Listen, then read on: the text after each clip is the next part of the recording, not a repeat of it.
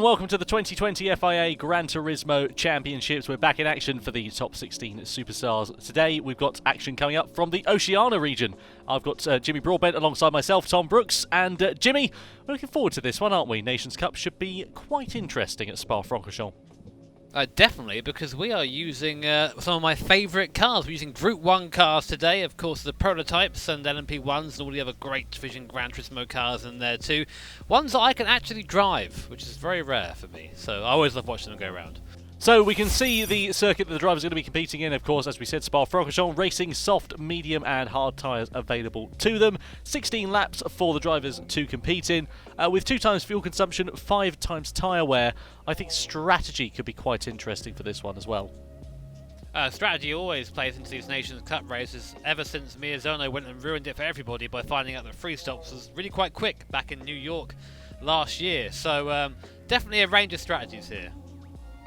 So with that said then, let's head over to the grid. Spa-Francorchamps is the venue for this Nations Cup race, and here is how the grid lines up then in the Group 1 machinery for the Oceania region. Pole position, Dan Holland, great lap from the Australian driver. That audacious move he made last time, if you remember when we were last covering the top 16 superstars. Matt McEwen lines up alongside him. Second row of the grid headed by Lindgren. Very distinctive livery on his car. Cody Nikolakowski in the Peugeot 908. Bit of a left field choice there for him. He lines up in 4th ahead of Little in P5. Then in 6th place, Emily Jones. Good to see her back. And also in the 908 as well, following what Cody is doing there. Next up, Andrew Lee lines up in 7th position. And alongside him, it's Niklas Voon. See how he gets on from that position on the grid. Cy Bishop in 9th place. We'll talk about that later. 10th position, Matt Simmons. Oh no, he's got the same. Kanda lines up in 11th place. Struggle to get through this now. 12th position is Bradley.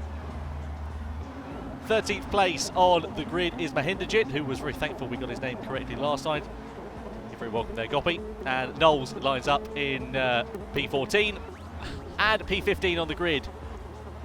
It's Fowles. William Fowles lines up at the back of the field then. So, our first look, Jimmy, at the liveries for this liveries and the tyres, more importantly. My mind's on the liveries. We'll come back to that later.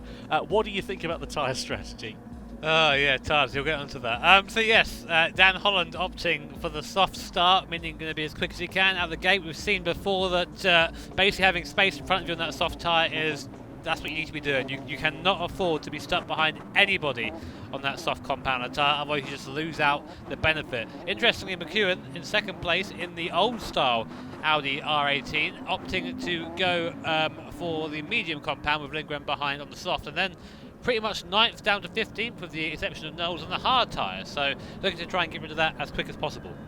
Well, let's see what's going to happen then. 16 laps for our drivers here at Spa-Francorchamps. Dan Holland, as we said, lines up on pole position. He's going to try and break away from the rest of the field on those soft tyres. He'll have a bit of an advantage, of course, because his nearest rival, Matt McEwen, in 2nd place, is on the medium tyres. What's going to happen, though? Who's going to take the checkered flag in 16 laps? We're about to find out as the Oceania region top 16 superstars race here at Spa gets underway then, with Holland leading the field over the line. Look at Lindgren then trying to weave and warm up his tyres as they head down towards La Source for the first time then. Cody Nikolakowski, he's lost ground off the start. Oh no! And that is big drama indeed as Little loses it on the curb, and Cody there being given a penalty for that contact. I'm not sure about that one, but well, a simple mistake there has cost him very dear indeed for Cody Nikolakowski, and it wasn't even his fault. Yeah, I mean, that it can go that way sometimes. There he is in the wall. He's really having a tough time getting over the top of Raddy on there. Emily Jones, a penalty as well, and looks like Cody having some issues there, maybe hardware issues. That's the penalty he's being served at the penalty already zone. He took it already. Sorry, I thought he was slowing down. Yeah, you're right. It's a penalty zone there. So bad start for Cody. My word. Dear, oh dear. Emily Jones also been given a penalty there for presumably exceeding track limit off the start here. Meanwhile, it's all getting a bit argy-bargy in the midfield of this race. You can see Kanda there on the inside, Kodolikovsky all out of sync and all out of sorts, as well as he's trying to fight his way back through the field. This will be interesting in a bit of a perverse sort of way, because he's got that recovery drive to do now. And look at the gaggle of cars he is caught up in, because Mahindajit and Knowles are fancying a look down the inside as well into Puon. Knowles on the inside of Mahindajit gets his way through there, so nice driving from Campbell, makes his way into 12th position. Now Kodolikovsky, well, just keep an onboard camera on him for the rest of the race, I reckon, because that'll be entertaining enough. It seems to be that way, doesn't it? I mean, the interesting thing between, of course, the hybrid cars and the non-hybrid cars, if you saw at the start that the old Audi R18 and of course Cody and all the Peugeot runners got absolutely swallowed up off the start by just the fast starting out with that hybrid. You'll see out of the slower corners, these Peugeots have absolutely nothing compared to the R18, but the R18 is a bit slower on the top end, as you're seeing now, and a little bit slower through the corners as Cody there takes a bit of a late move on Kanda. He'll go up the inside into the bus stop. Emily Jones opting to come in and take her pit stop straight away, while Cody goes round, of course, try and make up some of that lost time. All the hard runners coming in then, as expected, getting rid of that tyre nice and early, going on to a combination of medium and soft tyres. Matt Simmons there with his interesting livery on the side. Oh no. Let's talk about that then, shall we? Matt Simmons and Cy Bishop running very similar liveries of yours and mine faces, Jimmy, on there. I mean... Yeah, and a certain reputable chicken shop. I'm not quite sure what that says. Anyway, McEwen, this is what I was talking about, is that Lee there in the R18 a lot quicker, the newer R18 a lot quicker coming out the corner, but at the top end there's nothing that the newer car can do.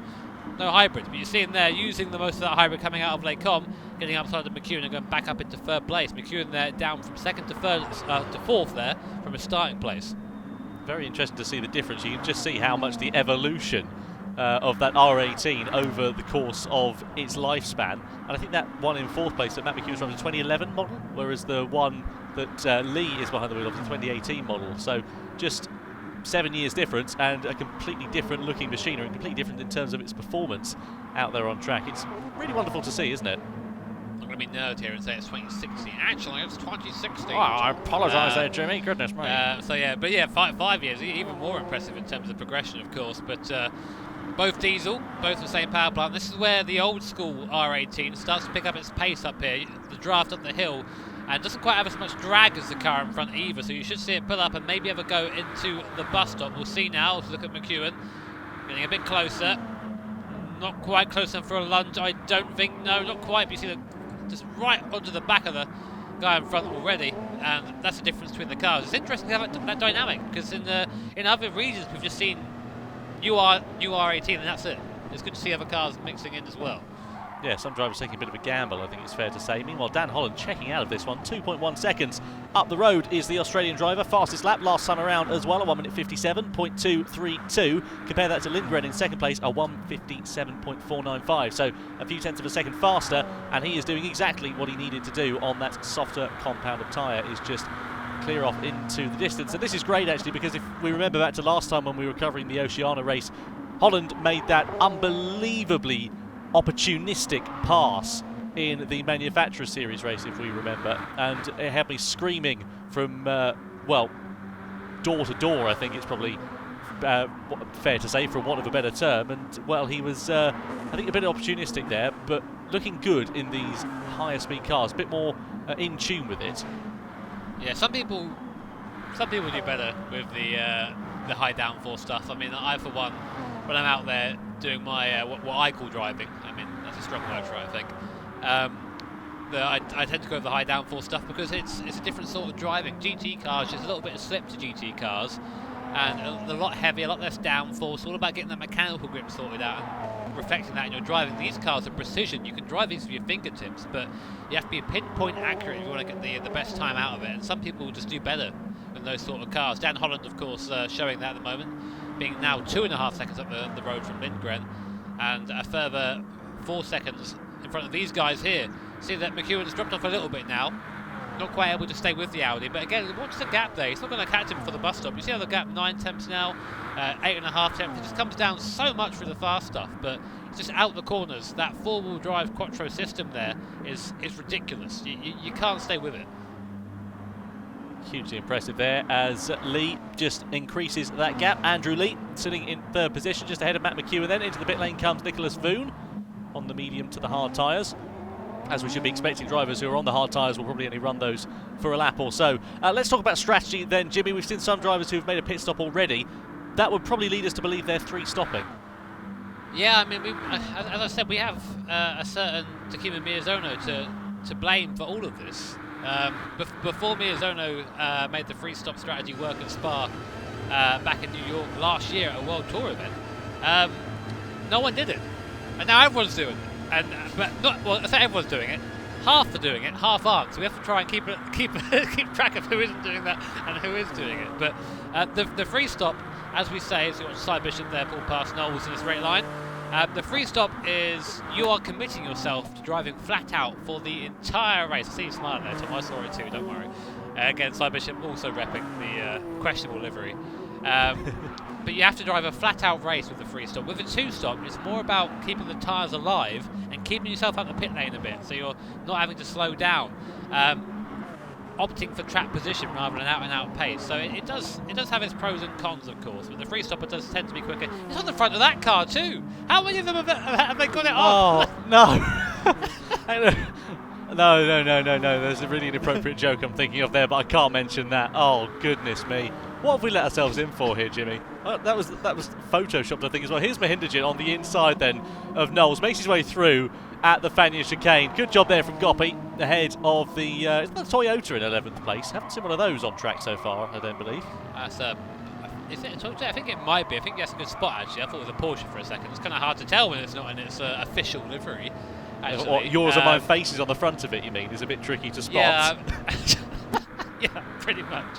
But you're right, that is a Toyota. And it just doesn't seem to be the car to have round here. That R18 seems to be the car to choose. And that's kind of the thing with Nations Cup, is a part of the competition. Of course, it's a Group 1 event, so you can use any Group 1 car you like. Is trying to find the car that maybe is quickest around here, maybe has the best out-and-out pace, or maybe the best all-rounder. Round here, that very much seems to be the Audi. Though the 908s also seem to be fairly quick too, just not quite on the pace of this R18. It's all down to the balance of performance, isn't it? And of course, they have to do that, but it must be that bit more difficult, I imagine, with these Group 1 machinery, with different powertrains, as you said, different hybrid systems, or not having a hybrid in some respects, because some are a little bit older than others. So it's not an easy task to get all these cars balanced and working to the same level.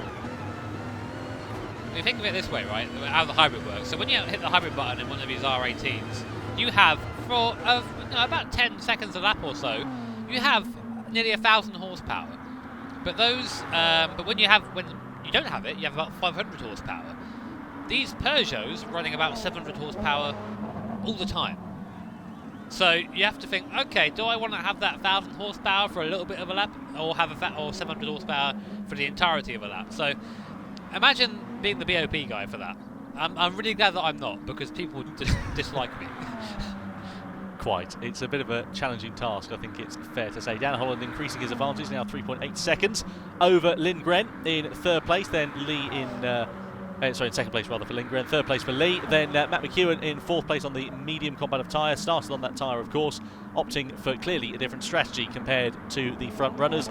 Will it be a strategy that pays off for him? We'll find out, I'm sure, but Holland doing a very good job of just increasing that advantage here. And that's the thing, isn't it, as well, when you're running out on your own in a race, it might seem easy to some who perhaps don't know what it's like to lap consistently, but it's a lot more difficult to get yourself into that zone and can stay continuously in that zone as well.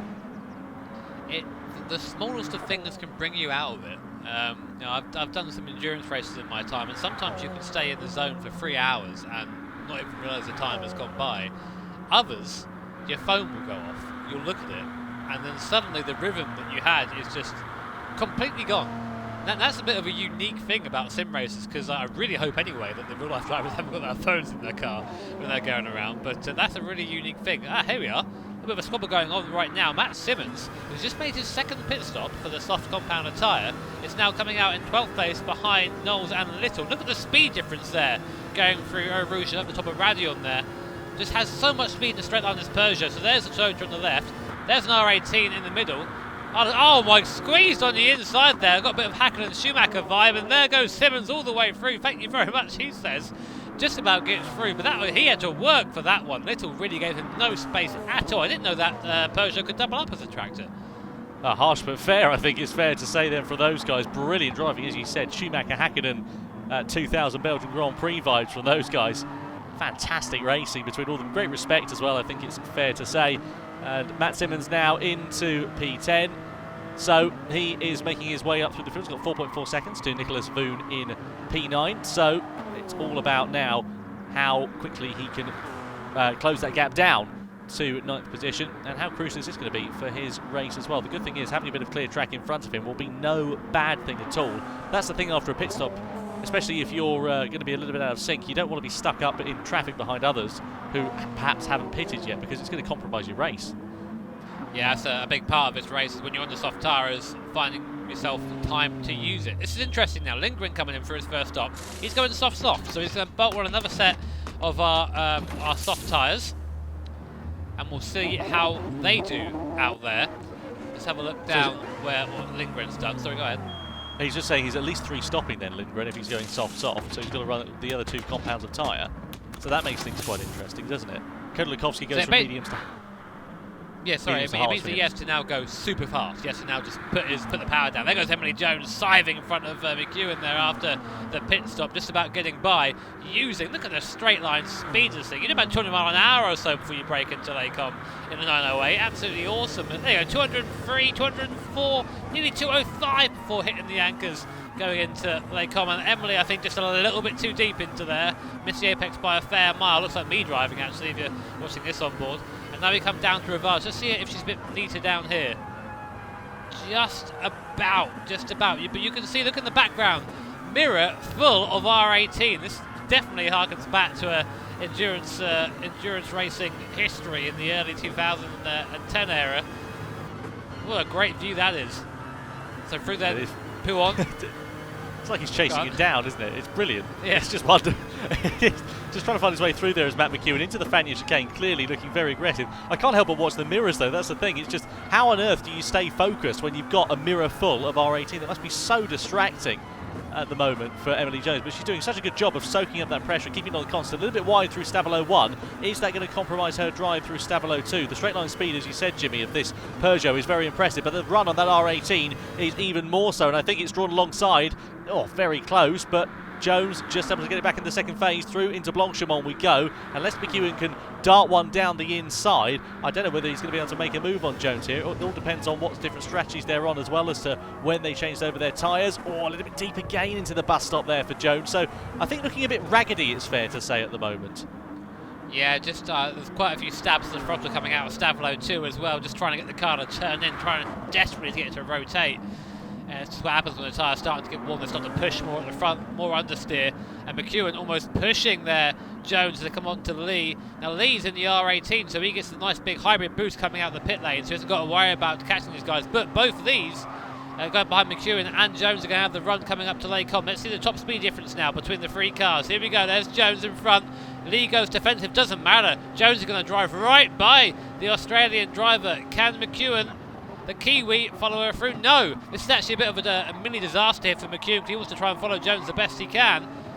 He's going to try, tries the outside at Lacombe there, but Lee comes across, just about avoids contact, but that could have been scary.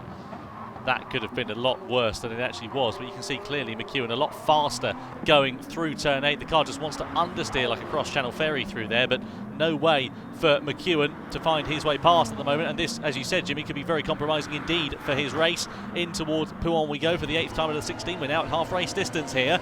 Now McEwen, is he going to think about something maybe into the Fania chicane? Very close indeed. Good run out of Pouon there. Goes to the outside, but it's going to be the inside for the next corner. Deep on the brakes he goes, and through into 4th place. That was nice there from McEwen. And look, he's already closed up onto Emily Jones. So whether Jones made a mistake in that corner or not, I'm not sure. However, he is all over her rear wing once again. You know, watch that Audi in the background coming out of there with the hybrid boost. It should hopefully see in the mirror there. Starts to gain, and now watch it say goodbye as the diesel of these guys just take over. ICE, baby, no hybrid in this thing. As you go around the Blanchimont again, there it is. See it? I feel really sorry for the Audi in the mirror. It's getting smaller and smaller coming up there. But yeah, Emily Jones now has, again, so deep into the, and slides across into the pit lane. Oh my word, that was a very late move into the pit lane. And McEwen did really well not to collect Emily Jones on her way into the pits. Maldonado-esque, wasn't it? I remember he did that, was it 2012, 2013, something along the lines. That just drove clean into a Force India or something. But yeah, fortunately, no contact there. Cy Bishop into the pit lane, Matt Simmons as well as Gopi Mahindajit. So that's good to see for them. Matt Simmons being given a penalty there, you can see as well. He goes soft, so he is also 3-stopping then, clearly in this race, just going for the all-out strategy. Now, what is the difference in speed going to be between Lee and McEwen? Quite significant, I would say, because look, even with the slipstream advantage, he's not able to find his way past. Meanwhile, here comes Cy Bishop on the back of Kodolikovsky. Got a good run coming out of the top of the hill from Radion, but the straight line speed of that 908 is plain to see for everybody, isn't it? Yeah, what could have been really from Cody? You can't help but think he was robbed a little bit in the start of this race, but that is the way it goes sometimes. And the important thing is to continue afterwards. Don't let it get into your head. Just get back into the race as soon as you can, and he's doing what he does best now, and just absolutely wringing the neck of this Group 1 Peugeot. See Cyan already dropped to about a second. It's on a soft compounder tyre. Ahead of him is Nick Voon. He'll be the next target, 4 seconds up the road. That's what you've got to do when you're in this situation. Just look, right, who's next? Am I catching them? Yes. Let's see how quickly we can catch them. That's all you can do in this situation. Don't worry about what's happened. Just look forward. Yeah, looking forward is what he needs to do. Let's see whether he is going to be able to make some progress forward through the field. Just in the forefront of your shot there, you could see 6th place of Nicholas Voon. Here is your race leader, Dan Holland, who has had something of a quiet race, I think it's fair to say, but is cleaning up in this one on the medium compound of tyre, still able to keep a good pace over Lindgren, who is on the softer compound of tyre here. Let's just compare the lap times last time around there for Dan Holland, a 157.7, whereas Lindgren a 157 flat, but he is of course on that softer compound of tyre. Matt McEwen, the fastest lap of all race last time around, a 156.5. That's 1.2 seconds quicker than your race leader from Matt McEwen, so he's on a charge here. Yeah, it's quick, but right now he's 10 seconds behind our race leader and 6 seconds behind Lindgren in front of him, so he's really got to put out the stops if he's going to catch him. Now, McEwen, he started on the medium compound of tyre, if memory serves, so I think he's going to be taking this soft tyre as far as he can go at this point, and then going for the hard compound right at the end, so he might only have one pit stop to make here, which means that he might still be in it. But this is what I was talking about strategy. We're here working furiously over our notes. I say our notes. Tom's got a bigger notebook than I have. My notebook looks like this. But he, I think McEwen's still in this. I think you're absolutely right, and the main thing to note is that Lindgren went soft in his opening stages, so he's 3-stopping in this race. He's going flat out. As you'd imagine, here is Emily Jones nearly going flat into the back of Cy Bishop for 7th place, just able to haul it up on the anchors. But other than that, really, I believe that everybody else in this leading group is going to be just having just 2-stopping, whereas Lindgren's the odd one out and he's going to be 3-stopping because he's done that soft strategy here so far. So it'll be interesting to see how that plays out for him, whether he can counteract that time lost in the 3rd and final pit stop then. Of course, fuel saving is going to be crucial here for these drivers as well to an extent. Let's see what Emily Jones is going to be able to do now, meanwhile, for 7th position. Again, still looking a little bit ragged, soaring away at the wheel as she tries to make her way through Stavolo. Just able to close up onto the back. We know that Cy and Emily work well together, and I believe they do a bit of training together as well. And clearly, they're running pretty evenly matched on pace here. Let's see everything sort of opposition here. Emily pulls to the inside. Oh, Cy nearly loses it all on his own there. Nearly goes. I think he just got a wheel on the grass as he turned in, and Emily's getting the car sideways coming through the bus stop, and she goes up into 6th place. So she hasn't got pit again. She's out now till the end of the race. So really, it's just go as far forward as possible at this point. So who have we got pitting in? We've had Bradley in, we've had Voon in. Out of the pits there comes Voon there with that Audi R18 hybrid, modern R18 hybrid. He can pull right onto the back of Cy Bishop straight away, but he'll get left for dead going over the top of Blanchemont and up towards the entry to Les Combes. So really, we've got a couple of different packs here that have kind of formed. We have Holland, who's all on his own at the front. Lindgren, who's about 3 seconds behind, who is gaining on Dan Holland at the head of the field, but he does owe another pit stop. And McEwen, two at least. Two, you're right. And McEwen, who only owes one more pit stop, who's also gaining on both Lindgren and Holland. So, yeah, work all that out. It's anybody's guess this, isn't it, at the moment? I think it's fair to say, to see how it's all going to work out. I think Holland has got this one pretty much sewn up given its pace. It's been able to keep it relatively constant to Lindgren, who, of course, as we said, does have to make that third pit stop in this race. But let's see how it's all going to play out then. 2.7 seconds it now sits at for the race lead here for Holland. So this is not a bad stint at all from him on the medium compound of tyres, and he'll be pretty happy with that. Meanwhile, just in the fastest lap last time around, the man in P5, Cody Nikolakowski. So he had the pace to fight at the front, clearly, all the way in this one. But sadly, the luck did not favour on his side. 5th position at the moment. Well, I think he'd be very happy with that. But I'm just having a look through his strategy, as I can see on my timing screen at the moment. He is going to be 2-stopping, I believe, because he's already run the medium and the hard tyres and is now on the soft tyres to the end of this one. So this is not too bad for him, because drivers in front have got to make another pit stop. So if he can put in some good consistent lap times, he could be on for potentially breaking his way through into the top 4 possibly. Yeah, we'll have to see. So there are pit stops owing, as you said there, Tom. So he's a quick guy, Cody. We know how fast he is. We know what he's capable of, especially when a lot of the top guys like this. They like having the clear air, don't they? They like just having something no one to aim for, just driving on their own. And Cody is no exception to that rule. Very fast on his own, very quick over a single lap too. A little bit wide there over the top of Blanchemont, though, so Radion. So he might have picked up a penalty there. I don't think he did actually. I think he just about got away with it. Meanwhile, battle here for 9th and 10th place. We're on board with Little. Almost pushing Mahindra down the straight. I think he actually did push him a little bit there. Yeah, a bit close there between Andrew Little. Just needs a little bit more then, just to try and find his way past Gopi Mahindra. I'm sorry, obvious pun was there for the taking. But not able to find his way through then is Little at the moment. A little bit wide there coming through as he just closes up. And they're going to have to be careful here, because if they squabble amongst one another for P9 and P10, look who's in the background ready to take advantage. Matt Simmons, who hasn't really featured too much in this race, I think it's fair to say. I'll be disappointed with that one there for Matt Simmons, of course, former GT Academy Australia winner way back when. And, well, maybe just the car's not suiting him at the moment. Maybe he's just been a bit unlucky in this one. 3 stops he's made so far, so he's running to the end now. So he'll want to get himself as far up the field as he possibly can. Yeah, I mean, I think that he had a couple of penalties earlier on as well, Matt. I think that might have just kind of dampened his race a little bit, but that can happen as well. You know, you don't always have good races. These ones, they do count for something though. So, of course, you spend as much time as you can in practice trying to just tweak out all those little mistakes and those little errors you make over the course of a stint. But I think you'll be able to catch these guys definitely on softer compound tyre. Great camera angle on board here with Little. Looking at the back of Mahindra's R18 in front, you can see the tyre deformation as well. So cool to see that firsthand. Sensible up the inside though, just about get through there 2x2. It's hard to do that. I think he's just about got through. Where has Mahindra gone? There he is, side by side. Lost the drag race there. Little up into P9. And of course, them squabbling has brought Mr. Matt Simmons into the fray too. Meanwhile, 7th and 8th, Cy Bishop on that medium compound tyre. He's done his pit stops, I think, for the race, as has Voon as well. So it's going to be a straight fight. And this is where that 908 shines. And my, look at the speed difference there.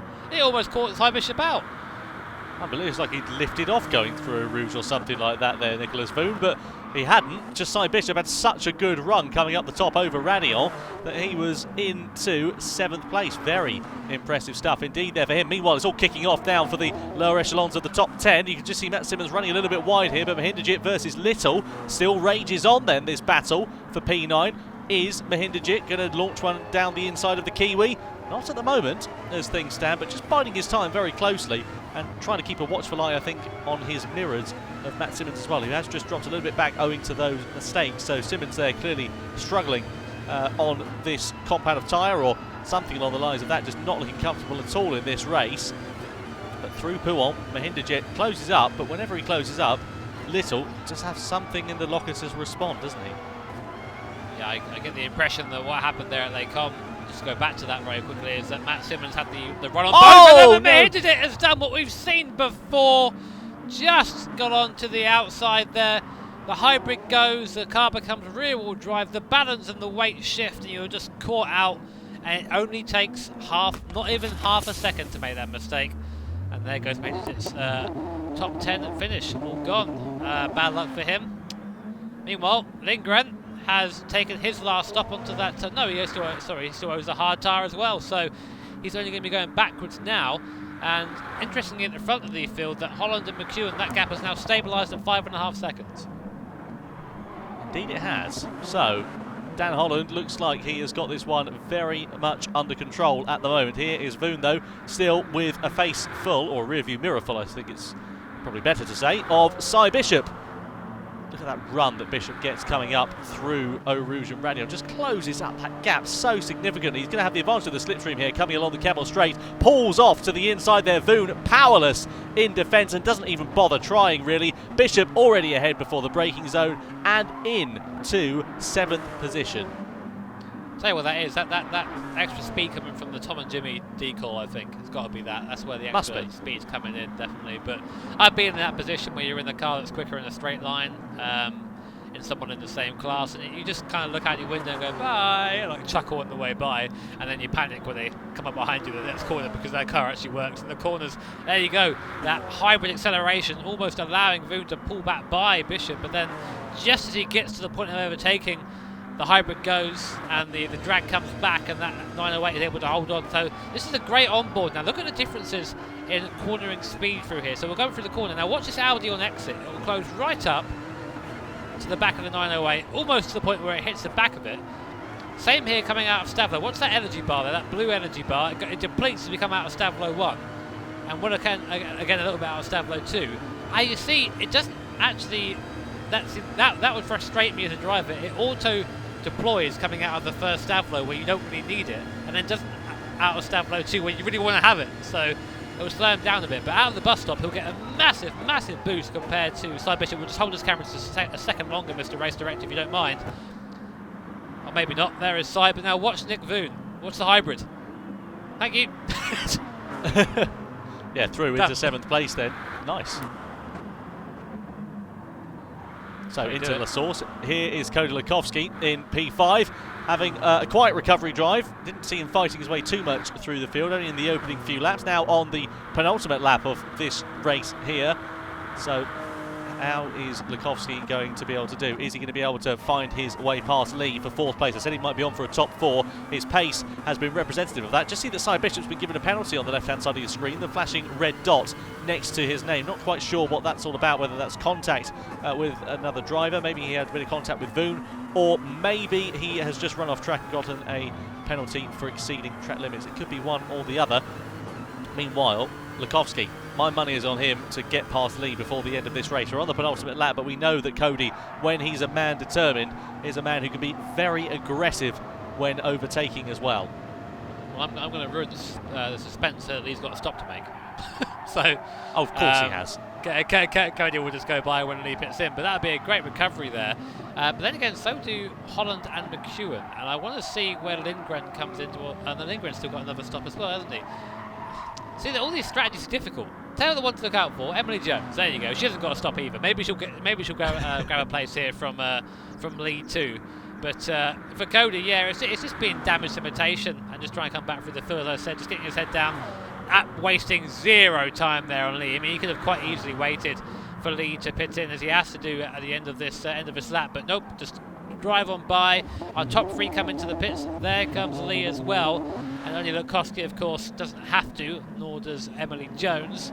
But Dan Holland there coming out in the lead. Dan Holland, though, what a race for Dan Holland. I mean, we tend to see him be kind of midfield to top usually, but never a display like this. It's been a great race from Dan Holland. Yeah, hugely impressive, isn't it? Really, really good. Now look at this. Now Kudlikowski is on the soft combat of tyre and all over the back of Dan Lindgren, and is potentially challenging for a podium on the final lap here. So where's this come from? Absolutely nowhere it's come from. And Likowski goes through on Lindgren on the Kemmel Straight on the final lap and into third position. What a recovery drive from Cody Nikola Likowski. Lindgren tried to defend it and found out that his Audi didn't quite have the grip he thought he did on those hard tyres. But yeah, that's about as good as you can get, really, for Cody. I mean, I think he actually qualified lower than third as well. So I think he qualified in fourth position, if memory serves. So he's actually gained a place from his grid slot, despite the issues early on. So driver of a champion, if you ask me. Hugely impressive from Cody Likowski. Only 16 laps, of course, here at Spa-Francorchamps. Sounds like a lot, but it goes by very quickly indeed, especially when you've been as committed as Cody Likowski. Set fastest lap after fastest lap, flames spitting out the side and at the back of the Peugeot 908. And, well, that has been the drive of a true champion, and it will be very good news indeed for his total points tally. Meanwhile, this man here, Dan Holland, again, exactly the same thing, driver for champion, but in the complete other aspects of it, because he hasn't had to fight anybody, really, over the whole race. He's kept calm, he's kept comfortable, he's kept cool, and he has kept the lead of this race under control to the extreme. Out of the final corner comes Dan Holland to take the win in the Nations Cup Top 16 Superstars race for the Oceania region. Matt McEwen comes home in second position, and third place after the almighty recovery drive and a pass on Lindgren on that last lap is Cody Likowski to take third place ahead of his fellow compatriot. Emily Jones sneaks through into fifth place, a great result for her, one of the best that we've seen so far in 2020. Lee in sixth, Voon in seventh, Cy Bishop with that penalty in the closing stages in eighth, Little comes home ninth, and Matt Simmons just finishes ahead of Kanda to complete the top 10 positions. Kanda giving us a little bit of a show there. Thank you, Kanda. Appreciate that. But yeah, Dan Holland, you know what? If pole and a win, that's all you ever want as a driver. Just absolutely unopposed for the entire thing. And he'll be very happy with that. To win one of these events, to even be in a top 16 event is a big deal. To win one, you know, that's a very elite group of people. So, final results you can see on your screen there. Dan Holland finishes on top. A 1 minute 57 was his fastest lap. That was a second slower, believe it or not, than Cody Likowski's overall fastest lap in that race. Matt McEwen and Likowski joining Holland on the podium, ahead of Lindgren, Jones, Lee, Voon and Cy Bishop. As we were saying in that race, great to see a mixture of different machinery up and down at the field. Little, Simmons completes the top 10, Kanda, Knowles, Mahindajit, Bradley and fouls there sadly with the DNF down in 15th position. So that is how the race finishes for the Oceania region. Let's take a look, shall we, at the championship standings. So then, the championship standings after 10 rounds of the top 16 superstars. You can see that Cody Likowski finishes on top ahead of Matt McEwen, who moves ahead of Matt Simmons. Difficult day at the office for Matt there, and losing second place as a result of that one. Dan Holland, with that win, Jimmy, moving up to P4, demoting Emily Jones down into 5th. Yeah, it's getting very competitive at the top there, of course. And great to see Dan Holland be rewarded for that. You know, sometimes you get into a championship, you get a good result, and the points table kind of stays the same in terms of position. But great to see him move up. That'll give him a little bit of encouragement. Come next races, Lindgren as well, and Nick Voon benefiting. Kanda, though, right at the very end. Maybe that's why he gave us a little bit of a handbrake turn finish, as we kind of see a lot in GT. Losing a place, going down to P14. Well, that's the championship standings for the Nations Cup. Let's see what happens, shall we, in the Manufacturers Series.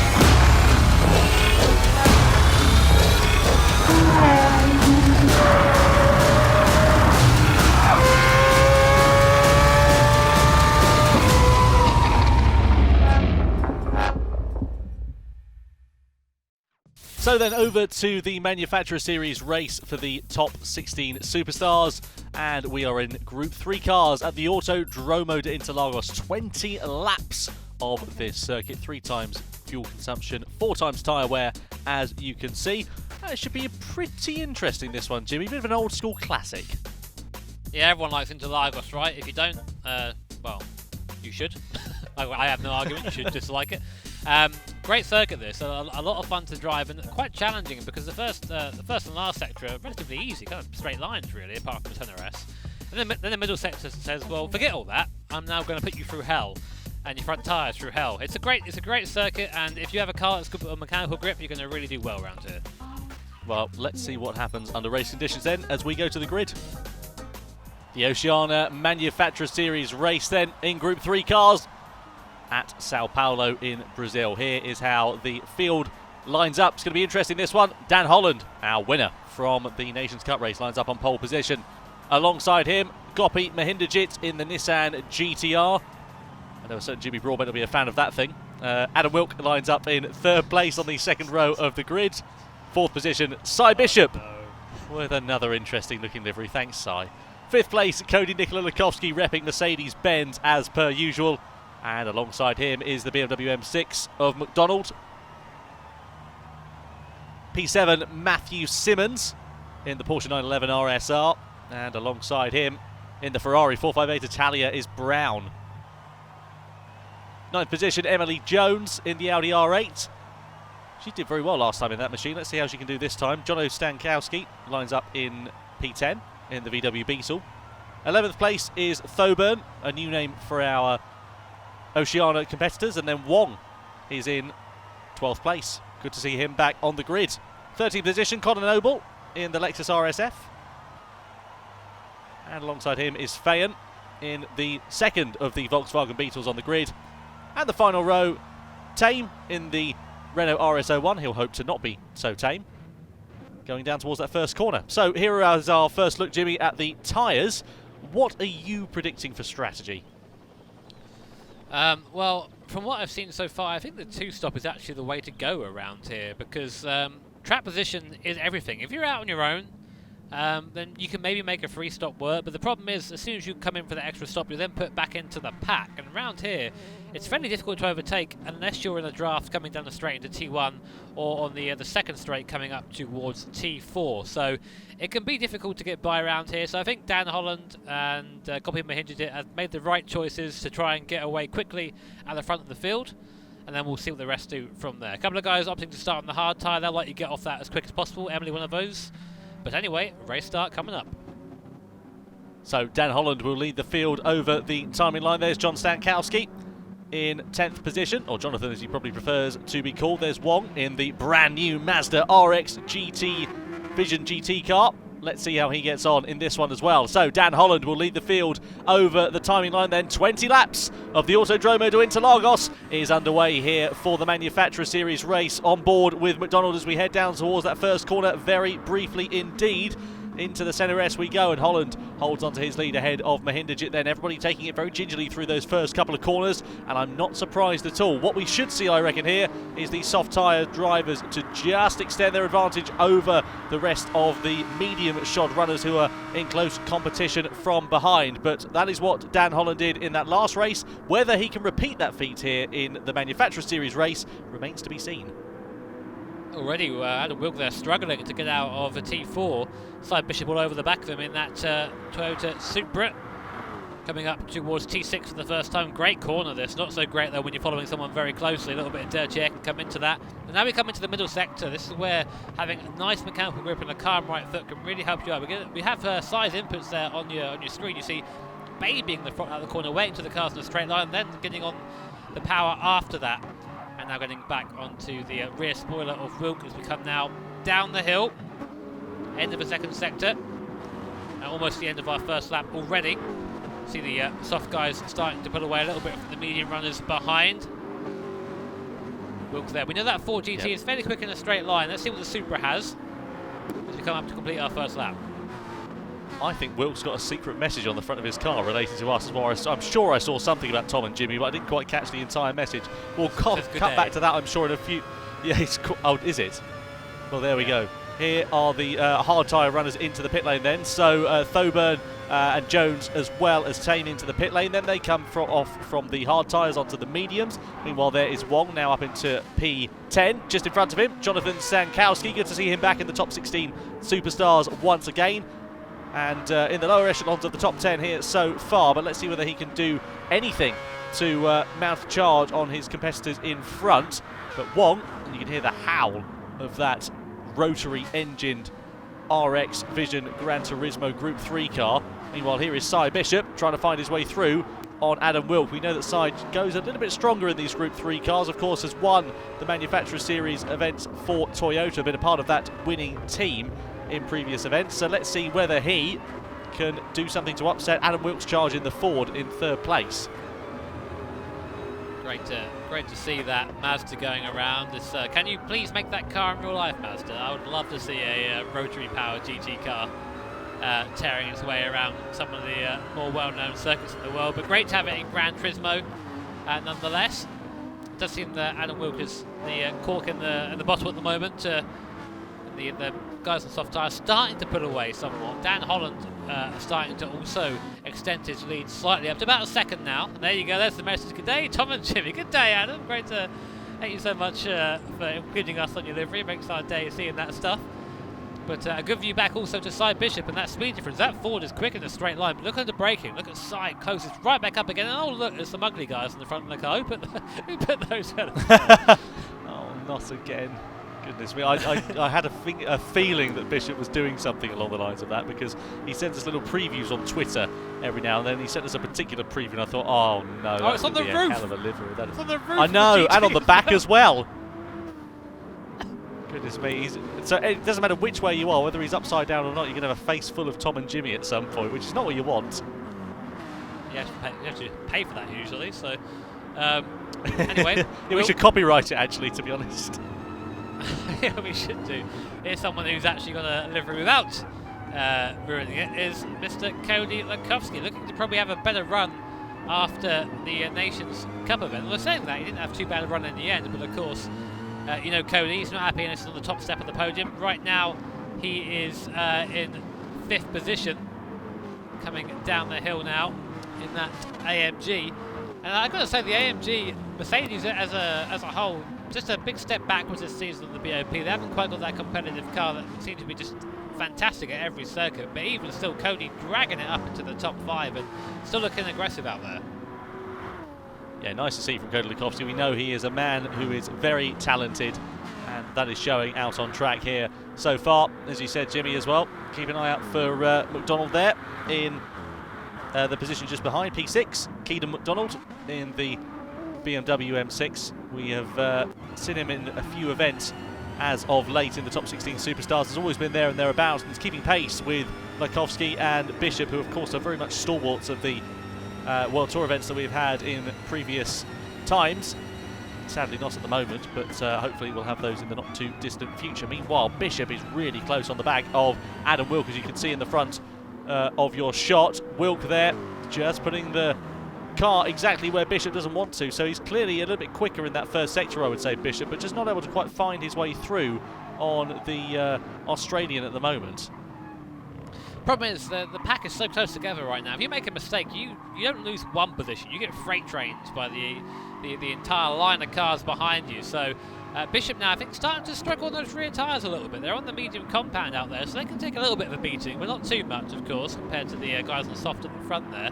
But a little bit of a gap there, and then the next group is headed by Wong in that new Mazda. So we'll see if they can close back up again. But Wilk's starting to put away a little bit, getting into a bit of no man's land now. The guys in front are putting away, the guys behind are falling back. Not a bad place to be if you want to just get in some clean laps though. Looks like the majority of drivers, I reckon, are going to be two-stopping in this race, because nobody stopped early doors to go from soft to soft, which is what you would begin to expect. A lot of people just on the medium compound of tyres. Dan Holland has got an advantage over Gopi Mahindajit there in P2. Only 1.7 seconds as things stand there so far. Let's see whether he is going to be able to close that gap down. There is the Nissan GTR, and a car that, well, you're very familiar with yourself now, Jimmy. Yeah, it's an objectively fantastic car, that, I'd say. There's no reason why I would like that car other than it just being amazing in every way, of course. No, great to see it still being repped, of course, in the GT events. There used to be a time where everyone was in the GTR. The Nissan was a very popular manufacturer, but nowadays that seems to have that boat has sailed, so to speak. So. Ship has sailed, as I say, boat. See, this is the thing as a commentator, right? You sometimes forget the sayings. You kind of make up your own version of it. I've noticed that a lot when we do our commentary. But Mahindra there, a relatively new name. I say relatively because before the World Tour events, our last one in Sydney, I didn't know who Gobby was. But great to see him, a new face, and doing so well. Yeah, it is lovely to see some new faces up and down the grid. And let's see whether they will spring a few surprises, perhaps in some future Top 16 Superstars events. Now, a man who is not springing any surprise at all is Cody Nikola Lukovsky. There he is, Mikosi Racing International livery on his car in P5, close now onto the back of Cy Bishop, who has just dropped off the back of Adam Wilk just in front of him. So coming round and over the timing line, of course, all of these drivers have the advantage of the slipstream aside from Adam Wilk, but the legs on that Ford look pretty promising to me because he is not being harried too much at all as they head in towards those center S's. So everybody doing a good job of just holding their lines as things stand. And as you said, Jimmy, just one mistake really can cost you quite dear here. So everybody being relatively sensible thus far, which is probably the right thing for their strategy. Squabble it out a little bit later on in the race. Yeah, that's the thing, especially as you say, Tom, if you're on a similar strategy to someone in front of you, there's no point pushing them too much because otherwise you're just slowing both of you down. And if you're confident you have the speed to get by and you think you're kind of at the ultimate pace of your strategy already, there's no point really pushing that a little bit extra. Here we are, back of this little pack. You just saw Cody, who's in the middle. Here is Brown at the back of that pack, up behind Matt Simmons in the Porsche. The mid-engine car's doing okay around here, I think it's fair to say. We've got a mid-engine car leading right now. We've got a 7th and 8th. We've got the Porsche and Ferrari respectively. Not doing too bad out here. And of course, sorry, the well, let me ask you, Jim. I forgot about that. Quite, yeah. Well, let me ask you, when we talk about the difference in displacements and engines and where they are in the car, if you've got a front engine, rear-wheel drive, mid-engine, what difference does that make to the characteristics of the cars? It's all about balance. Of course, if you have the engine in the front of the car, you've got a big chunk of weight up at the front of the car. So the car tends to like to understeer somewhat. There's a lot of weight at the front of the car. Mid-engine is kind of the more classical race car layout because, as it sounds, the engine is plopped right down in the middle, and you tend to go for a 50-50 weight distribution. But you tend to see those cars being a little bit more tail happy because that understeer doesn't really exist as much. So the rear engine cars, the Porsche, they aren't really rear engine anymore. They're more mid engine because the engine is in front of the axle, in front of the rear axle. That tends to be a very understeering because there's no weight at the front of the car. It's all at the back. But then if you did have a slide, it would come around almost instantly. So really, the mid-engine is the more desirable race car layout, I'd say. But because of the way touring racing works and GT racing works, you can have all different engine layouts and have a very, very close battle. Sorry, I've just seen Cy's face. Cy, as the Colonel. Oh, that's brilliant. Here I am giving a lecture and there's Cy smirking at me on the top of his car. Thank you for that, Cy. I appreciate that, mate. But the long and short of it is different characteristics. Go find the one you like. I prefer myself front engine because it's more predictable. Well, there you go. Top advice from Jimmy Broadbent. Give it a go. Meanwhile, looking at Cy Bishop, quite literally and in the figurative sense as well. There he is on the back of the car. There he is right in front of us in the car as well. And he is now being harried by Cody Lukovsky. You can just see in the front of your shot Adam Wilk, who's broken out the gap there to third place. So is Lukovsky going to be able to do anything? He's not close enough. So clearly the straight line of that Mercedes, not as strong as we've seen it in previous times.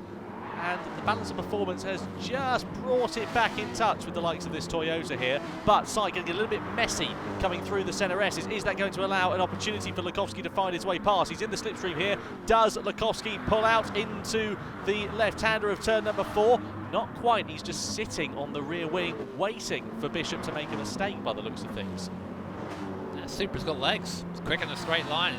It's hard to get that, even with a slipstream. Cody wasn't able to pull by there. So this is kind of nightmare territory when you think you're a bit quicker than someone, where you're quicker in the corners but they can just sit on the line.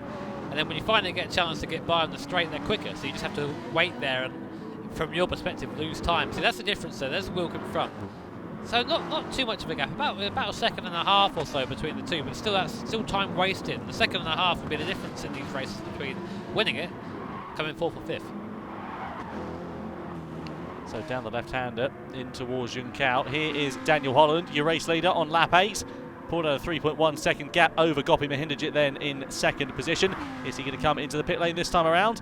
Not at the moment. So he is going to continue on and presumably run a 2-stop strategy in this race. Likewise, Gopi Mahindajit as well, probably following the same idea. Probably knows he doesn't quite have the pace. Adam Wilk, though, does come in at the end of lap 8 then. Goes from the mediums to the hard compound of tyre. I love. Oh my goodness! I've just seen that. Yeah. Oh, no. I know we keep referencing it, but you can't help but reference it when it's just that bleeding obvious. Well, yeah, we're seeing it for the first time, guys. This is why we're having a bit of an issue with it. It's our first time seeing this. But, so of course, those pit stops. The pit stop for Wilk promotes Cy Bishop up into 3rd temporarily. He still has to stop, of course. And I won't be surprised if we see some of these guys start coming into the pit lane. So if I was Cody, I'd go for an undercut at this point. I'd try and come in a lap earlier, just get ahead, and then use trap position to slow the rest of them down. Here's interesting. So Wilk has come out just ahead of Wong, who has also pitted once at this point.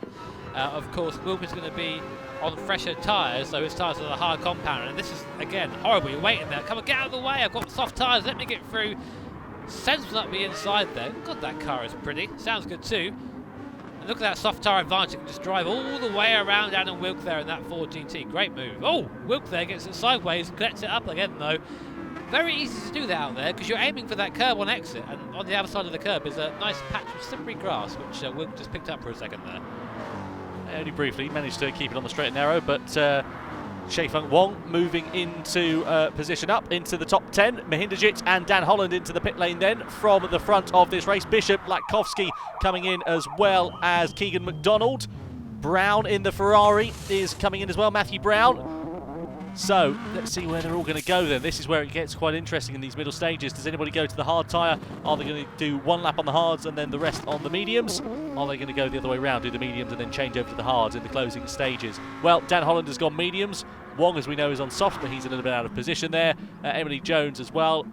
Just looking a little bit further down the order. Bishop's gone to the softer compound of tyres then after his first stop. Which way has Latkovsky gone? Because he came in at exactly the same time. He's gone onto the hard tyres, so he's going to go hards and then presumably over to the softs for the closing stages of that race. Interesting. I think a bit of fuel might have went in there for a couple of guys out there. I think fuel is a little bit of a factor around here, not a massive one. We did see in the previous races a bit lifting and coasting for some people. So I think that might have been the case there. That's why Cody's come out ahead of this little group. But now he has McDonald behind in the M6 BMW. Let's see now what Cody can do in clear air, because he's been behind Bishop for a little while now. I think their pace is actually quite similar. But let's see if Cody can start putting a bit of a gap, maybe start trying to do something with Mahindajit. Although saying that, they'll be in at this lap. They should be anyway if our strategy is, or our knowledge of strategy is any good. We should see Cody, McDonald and Simmons come into the pit lane end of this lap, as well as Stankowski and Noble, I imagine. We'll see what they do. Let's see what happens then. There is Wong on the softer compound of time. We know how much quicker he's going to be. Bishop also carries on, of course, and he's going to try and find his way through. Pulls out of the slipstream as the drivers in front come into the pit lane then. Side by side we go. Toyota versus Mazda down to the centre S on the lap 11 and through into third position then for Cy Bishop. Nicely done for him. Bit of clear track in front of him wouldn't be unwelcome at all here, because if he can just build a gap out to the rest of the field, that will be very nice, and that is exactly what he has, and this could be very important indeed for his battle against Cody Latkovsky in this race.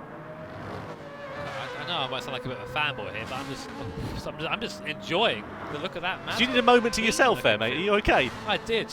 Oh, as he went a little bit wide there, I worried for him a little bit. But great sounding car. You need to deliver on it. Come on, Mr. Wong. Come back with a livery next time. I'm not liking the. Don't say that, Jimmy, because you'll come back with our faces plastered all over it. Let's see what the creativity of these guys is like. You're right, actually. Yeah, stay in that livery is fine. Goodness me. Well, Wong doing a good job there in 4th place. Matthew Brown just behind in 5th position. Also gone on to the soft compactive tyres for his second stint in this race. There is the what looks to be a British Racing green Ferrari. And doing a good job there so far is Brown. A little bit of a way down the road, 4.1 seconds, is Cody Lukovsky in 6th position. Then comes Adam Wilk, who of course, as we know, is battling for that podium there as well. But he might have cost himself a little bit of time here because, as we can see, he is now behind Lukovsky, a man who is not worrying too much about the rest of the field. This man here, Dan Holland, once again leading from the front, doing exactly what he loves to do. And he just seems to have this one so much under control. It's almost like we're seeing a different Dan this week, isn't it? Yeah, I mean the thing is with this sort of race for Dan Holland, I mean if you're in his seat right now driving this Lambo around Interlagos, you've got a big grin in your face like, yeah, this is perfect, this is exactly what I want, the easiest race possible. For us as commentators, this is boring, mate, slow up, get in a fight of these guys, you know. But for him, for a driver, it's exactly what you want, just the track to yourself.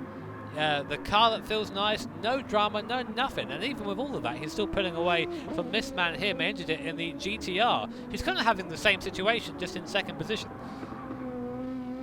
Well, let's see what will happen.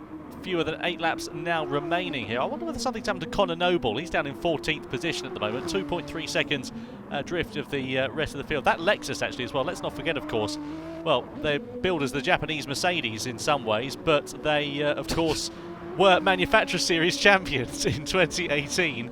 Haven't had a repeat of that same success since then, really. No, they haven't. I'm not sure how many people would say that, Tom. I'm sure it's just you, mate. But right now, Mahindra, again, same sort of thing with him. He's just keeping it calm out there, keeping it nice and easy. Cy Bishop is the closest person to him. There he is. I wish you wouldn't zoom in like that, Mr. Race Director. But there is Cy. In the Toyota, he's got a good bit of stretch of road ahead of him now. What he needs to do is start focusing on where Cody is, because Cody's made that 2nd stop now, so he hasn't got to stop again as Cody. It's Emily Jones and Philburn having a bit of a fight together as well.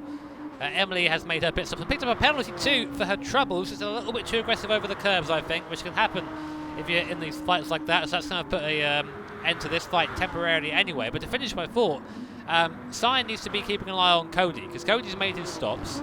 He's about 5 seconds or so down the road here, so when the pit stops come round for Cy Bishop and for Brown, Cody should theoretically be out there in 3rd position, but of course he still needs to put in those times to make sure that happens.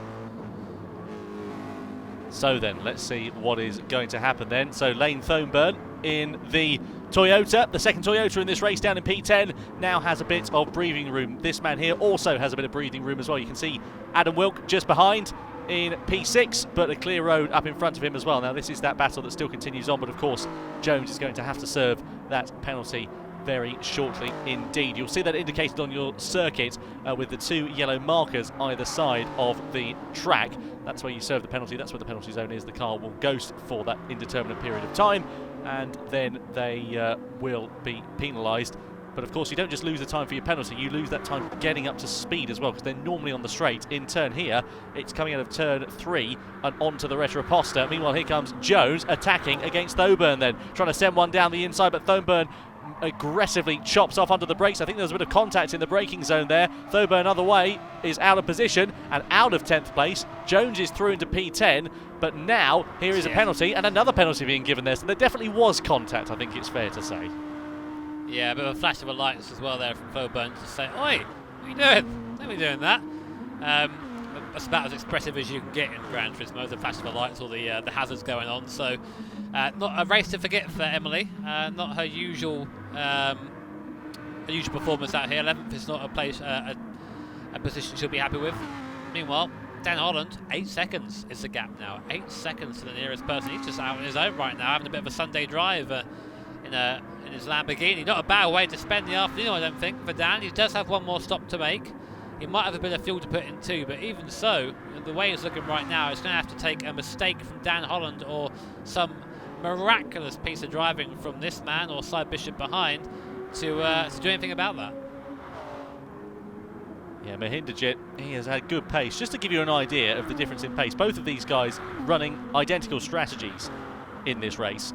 Dan Holland, last time around, a 1 minute 30.871. Gopi Mahindajit in the Nissan GTR, 131.285. Interestingly, Cy Bishop in third place was half a second clear of Dan Holland in terms of his pace last time around, so clearly those soft tyres working very nicely indeed for him. Mahindajit, if he's not too careful here, he's going to have to start watching his mirrors because the Kiwi is closing up at an alarming rate of knots. Yeah, so this could be very interesting for the final part of the race here. Again, I'm still watching this second pack of cars, you know, the Costy, Wilk, McDonald, because they've all made this last pit stop that everyone else has to make as well. So when that last stop happens on, we presume, end of lap 19, for that last lap, for the one mandatory lap of the hard compounded tyre, then it's all going to be mixed up and everyone's going to be on the hard tyre, so it's going to be just basically a very slippy, very aggressive last lap. Yeah, exactly that. Well, Adam Wilk, what's going on with him at the moment in this race? Because I'm keen to see if his pace is going to really come on form. He's been a little bit anonymous, I think, in this middle stages of the race. He'll have a face like he's won the lottery and lost the ticket at the moment because he's just not had the pace to keep with the likes of Cody Lukovsky in P5. You can see there just falling into the clutches now of Keegan McDonald. A little bit wide and a bit scruffy there as well as he's just trying to close up that gap. Keegan fastest overall last time around as well, a 1 minute 29.727 compared to Wilkes 130.215. So clearly looking very comfortable indeed is the BMW driver here. Just coming into the closing stage of the race now. Here is Emily Jones once again attacking Lane Thoburn.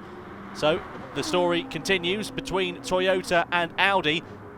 Down the start-finish straight we go. The Audi in the slipstream, not quite close enough, I think, to make a move into the centre S this time around. But if she can hold her nerve and keep calm, then coming out of turn 3 is where we may see a move being made. Thoburn going a bit deep into that corner there. That compromises his run. Going into the left-hander of turn 3. Jones has got a great one by comparison and draws alongside on corner exit then. This is fantastic from Emily Jones. Pulls back into the slipstream to get the advantage down the Retroposta into turn 4. Does she send it down the inside? She certainly does. Late on the brakes. Aggressive as you like. Emily Jones fantastically through into 10th position. Yeah, about time there for Emily. She had a couple of unsuccessful attempts of getting by Thoburn. Unfortunately, all it's done is really held her up. Good to finally get by, but on lap 16 now, it's a little bit too little too late, I think, as she drifts it coming into the midsection. This is what happens when the tyres start getting a little bit toasted, start getting a bit slidey, which is great to watch, not necessarily great to drive with. So we'll see if she can do anything from there, but the nearest competitor in front, Wong in the Mazda, is 7 seconds up the road, so really P10 looking like it's going to be the best to show for Emily, unless something happens ahead. Meanwhile, I was going to say, we'll go back to the, there you go, Cy Bishop, and Mahindajit, and guess what, Cy Bishop now is right on the back of Mahindajit's GTR, so we know this Supra is very quick on the straights. In Sidestand, it's quick everywhere, but especially quick on the straight line. He'll have the draft down here. He's a bit too far back for my liking, but let's see what sort of legs this GTR has still. Almost doesn't gain at all there going down into T4. So you only get that with a GTR top, you know, with a glorious GTR that is just the best car in the field. Anyone would think you've recently started owning one or something, Jimmy, given how much praise you're throwing upon that Nissan. No, not me, mate. I'm not like that. No. Not your cup of tea, I didn't think. So into the right-hander of turn 7 we go, then down the hill. This is where the circuit just pulls so much on those tyres, and you can see Mahindajit there just understeering a little bit through those corners. He just tries to hold on for grim death more than anything because he's gone wide again into that right-hander. That allows Bishop to pull alongside. They're running side by side. Is Bishop going to go clean around the outside? That'll be a hell of a move if he can pull it off. Running side by side up in towards Yun Cao. Mahindajit on the inside, Bishop on the outside. Can the Kiwi do it? Yes, he can. Fantastic from Cy Bishop into second place, but now of course Mahindajit has got the slipstream. Can he launch a counter-attack? This is where it's going to get very interesting indeed. We know the legs on that Nissan are very competitive. Bishop knows that as well. He's gone defensive down the start-finish straight then, heading in towards turn 1 we go. Dan Holland, the race leader, is coming to the pit lane, so this becomes the battle for the lead very briefly. There's Holland on the left-hand side of your picture coming out. There's Bishop on the outside holding on through turn 2. So Bishop soaked up the pressure from Gopi Mahindajit and holds on to that defensive facto second position in this race, because these guys, of course, have still got to make their last stop. So even though they're first and second on the road, they will be in second and third after their final pit stop. Yeah, did really well to both of them there. Very respectful racing. It's very easy to think, you know what, I'm going to just give this guy a little bit of a hip and shoulder going into there. But none of that here, of course. Very respectful. Great to see such close driving here. Now, Dan Holland, I noticed, has to take a little bit of fuel there as well on the way in. So he had a bit of a longer stop than I anticipated. But he has made that stop nonetheless. And he's now, of course, just going to go to the end of the race. I don't think that Sai or Gopi in front had the time to make a big enough gap to jump him in the pit lane. But I was wondering why he came in early, because he's going to be doing a couple of laps now on that hard compounded tyre. So obviously struggling a bit out there. There's a Ferrari in the background. Brown there gets all sort of out of shape through the downhill left-hander. And then we go back up the hill, and again you see those rear tyres cooked on that Ferrari. I would not want to be in his position right now. And Cody almost pushing the Ferrari up the hill, saying, come on mate, get on with it, I can still get a good result out of this.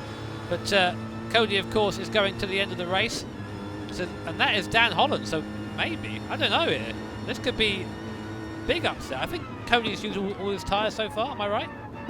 Yep, you're completely right. He's on the right strategy. He's on this tyre until the end of the race. So this is a battle, definitely for position here, and Dan Holland may have shot himself in the foot. Don't forget, of course, we're now on the penultimate lap. This is the last opportunity these drivers have to make their final pit stops. Mahinderjit and Bishop in the front of this one have still got to make their last stops. Everybody else has made it. They are on their final compound of tyres, aside, I believe, looking at my strategy, from Wong in 8th place, but he's not in the battle for this race lead.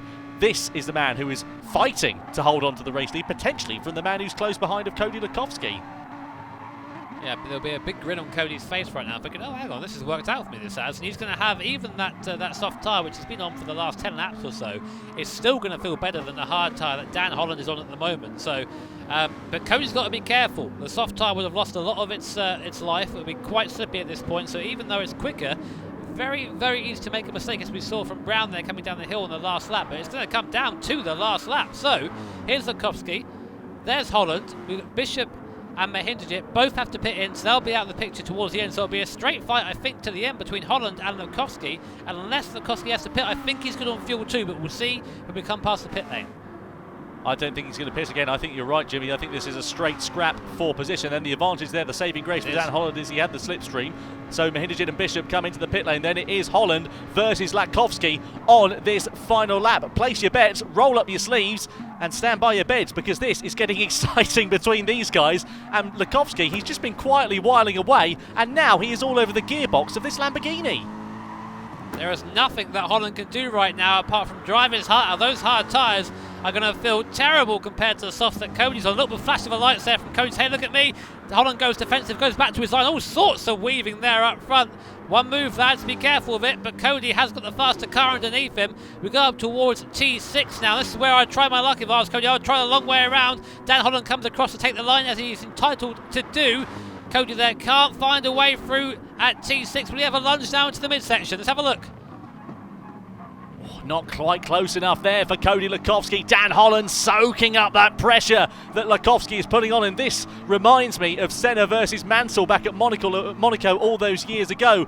Different tyres on the cars, and well, Senna at that point was on clapped out tyres, whereas of course it's a very different tyre compound strategy here. And here comes Latkovsky on the inside as Holland makes a mistake on the corner exit, and Latkovsky goes through into the lead, surely into Juncal. Side by side they go. The Mercedes takes the lead away, and Latkovsky leads on the final lap here at Interlagos. It's just one more run to the line. Unless Holland can do something with the advantage of the slipstream, surely this is going to be a masterful victory for Cody Nikola Latkovsky in the Oceania Manufacturer Series race. Latkovsky's on top on the final lap here ahead of Holland, and Wilk finishes on the podium in third place as well. Well, it doesn't get any more exciting than that in the Manufacturer Series, and well, I don't know what to make of that strategy from Dan Holland. Either way, it set us up a treat for that final lap.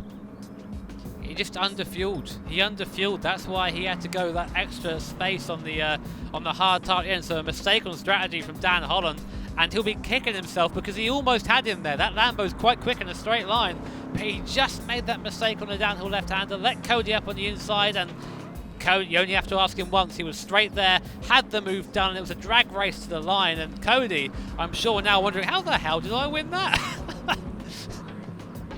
Well, that was absolutely phenomenal. Cody Nikola Lakowski takes the Manufacturers Series win in the Oceania region by 89 thousandths of a second. Adam Wilk comes home third place. Great result there for the Ford GT driver. McDonald with the fastest lap in fourth position, ahead of Simmons, Bishop and Mahindajit in sixth and seventh place, who really lost out, I think it's fair to say, in the closing stages of that one. Wong Stankowski completes the top 10. Thoburn, Noble, Tame, Fayan and Emily Jones all the way down there in 15th position. So there we are. That's the results of the Manufacturer Series race. Let's see what it means for the standings in the championship. So then, the championship standings after the Manufacturer Series Top 16 Superstars race for the Oceania region sees Cody Lakowski with that brilliant win, cementing his authority on the title battle in the Manufacturer Series then for Mercedes, ahead of Adam Wilk. Dan Holland moves up into third place after finishing P2. Meanwhile, Matt Simmons and Mahindajit also making some good ground there, Jimmy. Yeah, big loser from that race was Emily Jones, lapped in that race, so really bad by her standards, moving down to P7. Terrible result for her, but of course it's only one round and she's still definitely in with it, and the points are still pretty close there between 5th and 7th place, so one good race and you're right back up there again. Yeah, further down the order, not looking too shabby there either. You can see, if you look from 11th position all the way down to 15th, only separated by fewer than 50 points. Very close, I would say. So, anyway. So then, that does bring an end to the Top 16 Superstars event here for the Oceania region. We've brought you action from the Nations Cup at Spa-Francorchamps and the Manufacturer Series at Interlagos. Thank you very much indeed for joining Jimmy Broadbent and myself, Tom Brooks. We'll be back in action on the 21st of June for the next round of the Top 16 Superstars for the FIA Gran Turismo Championships. In the meantime, thank you very much for joining us. Keep an eye on Gran Turismo's social media channels for all the latest content, and we'll see you soon.